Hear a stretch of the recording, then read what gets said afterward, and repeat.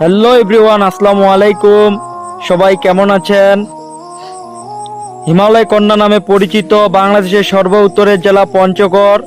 আর এই পঞ্চগড় জেলায় অনেক দর্শনীয় স্থান রয়েছে, যেমন রয়েছে তেঁতুলিয়ার সেই হিমালয় পর্বত। তেঁতুলিয়া থেকে খুব সুন্দরভাবে হিমালয় পর্বতের অপরূপ সৌন্দর্য ভরপুর কাঞ্চনজঙ্ঘা দেখা যায়। আবার রয়েছে আটোয়ারির মির্জাপুর শাহী মসজিদ, আবার রয়েছে আটোয়ারির 12 আউলিয়ার মাজার, আবার রয়েছে পঞ্চগড় সদর উপজেলার 1 নং অমরখানা ইউনিয়নের ভিতরগড় নামক স্থানে অবস্থিত সেই প্রাচীন ঐতিহ্যবাহী দিঘি মহারাজার দিঘি।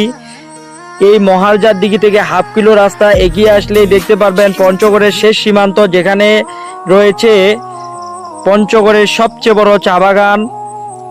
আর আমি এখন সেই পঞ্চগড়ের সবচেয়ে বড় চা বাগানে রয়েছি, যেটি বড়কামার নামক স্থানে অবস্থিত। আপনারা দেখতে পাচ্ছেন এখান থেকে আর মাত্র 30 থেকে 40 হাত এগিয়ে গেলেই অপোজিট পক্ষে ইন্ডিয়া। আপনারা দেখতে পাচ্ছেন চতুর্পাশে শুধু চা বাগান আর চা বাগান। দেখেন আপনারা, শুধু চা বাগান আর চা বাগান।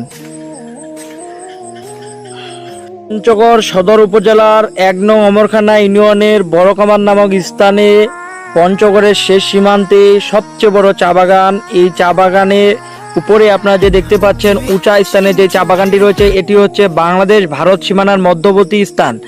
এই যে উপরে যে উঁচা স্থানে যে চা বাগানটি দেখতে পাচ্ছেন, এটি হচ্ছে বাংলাদেশের সীমান্তে লাগানো চা বাগান।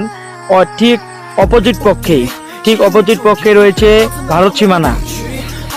আপনারা দেখতে পাচ্ছেন, সবাই পঞ্চগড়ে আসবেন। পঞ্চগড়ে অনেক দর্শনীয় স্থান রয়েছে। সবাইকে ধন্যবাদ।